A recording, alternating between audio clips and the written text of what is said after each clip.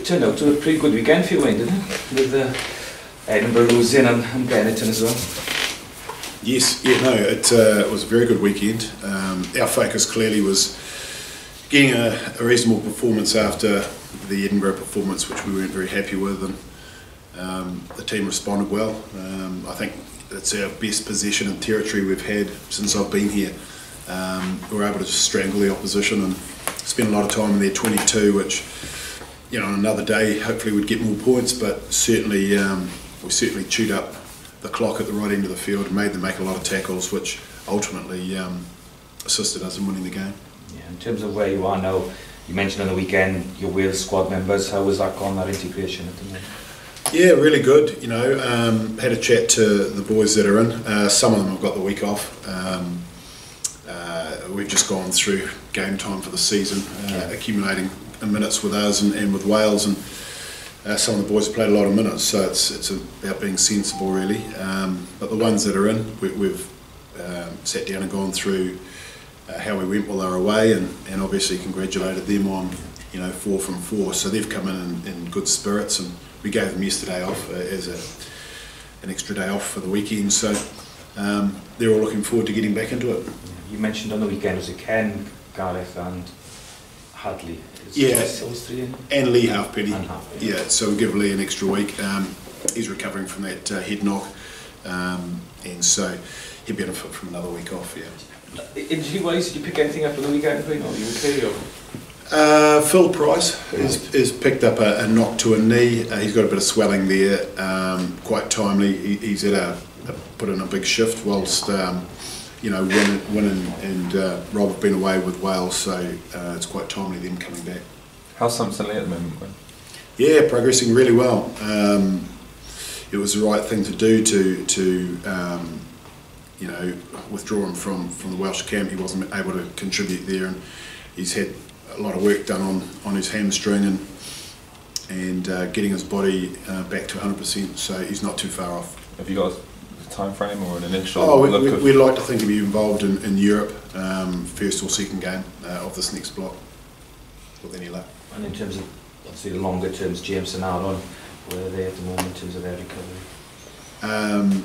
James Davies is absolutely flying on that PCL injury. Really, really impressed with the work that the medical team have done with him and the strength and conditioning team. We've got a rehab team, one of each, one physio and one strength and conditioner, and they do an exceptional job with the injuries. Unfortunately, we've had a few and they've been busy, but James is absolutely flying. Watched him in his session yesterday. Looked really, really good, and I'd be surprised if he's not available for this next block of Europe. He's that close. Because it was Christmas, wasn't it? It was the first 4 months. Yeah, he's absolutely flying. He's a quick healer too. His past injuries, he's done really well. So really pleased for James. He's got a smile back on his face and really looking forward to getting back into it. The other one is Johnny Evans is progressing really well on his foot injury. He had the same one as Foxy. Moving really well, so that was pleasing. And Steph Hughes is probably only about a week away, maybe 2 weeks away, so we've got some good news on the injury front, because we have been a little bit thin in some positions, so it's nice to have those boys on the sidelines, not too far away from the main group. And in fact, Samson, all those boys will be joining the full group next week by the looks. How big a boost is that? Apart from, Johnny Evans, who's still a wee way away, but he's actually doing all the running, so which is great. How big a boost is James then coming back maybe earlier than expected? Obviously, you got a busy run of Europe doubleheader. Yeah, well, that's away from the players at the moment. That's obviously with the medical team and ourselves. But he's in and around the group. You know, James is getting closer because he's talking more and cracking a few jokes. So, especially about moustaches and whiskers. But he's, it's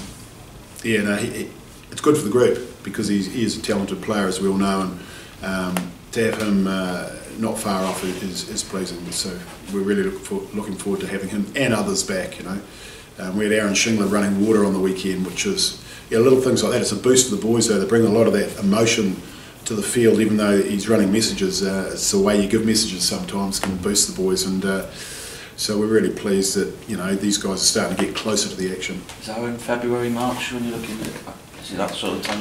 Yeah, Aaron's was a ACL, so that takes time, you know. Can't rush those things.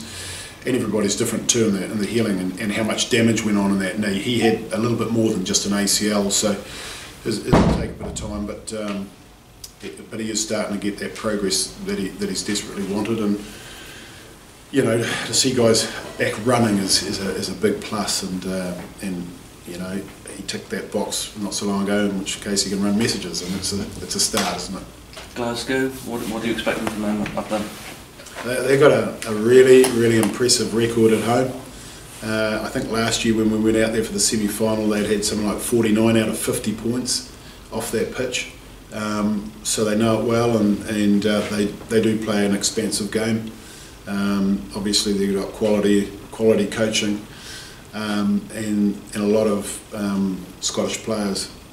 And we know how Scotland want to play the game as well. So it all stacks up for an entertaining game, weather permitting. So yeah, we've got a healthy respect for them. They're flying in their conference, and yeah, we expect a massive challenge, probably because of how the two games went last year. Role reversal, we'd be wanting to get one back over them. You know, it's like we played Leinster after last year's performances. This year we really wanted to be up for that game. And I'm sure it'll be no different with Glasgow when we go there on the weekend. I was just going to say, just looking further ahead, you've obviously got the European doubleheader. That's going to be massive, isn't it? What sort of shape do you think you're in for that? Because obviously after the first two results, it's pivotal, isn't it? Yeah, very. We find ourselves in a similar position to last year. With no disrespect to Treviso, I think Ulster, who have already had a win, see themselves as a chance, obviously, of progressing in the pool. So, you know, it's going to be a ding-dong battle. I don't think last weekend's game will count for too much. I think there's some players to come in their side and some players into ours. It'll be slightly different. Who knows? The conditions could be different, so tactics might be different on the day. So it's going to come down to two brutal 80-minute performances, really.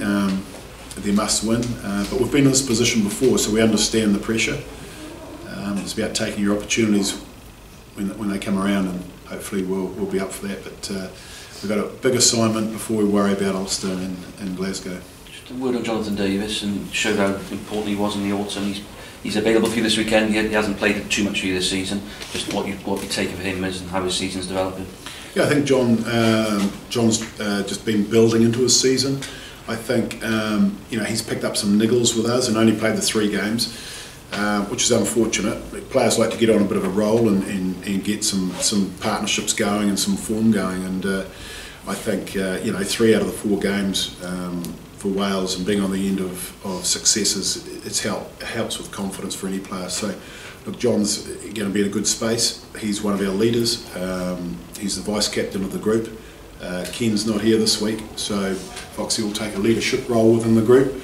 Whether that's he's involved in the 23 or not, he'll play a big part in this week's preparation. So yeah, decisions on those guys will be made when we go through the final selection. But yeah, he's building nicely into what's going to be, you know, a big 12 months.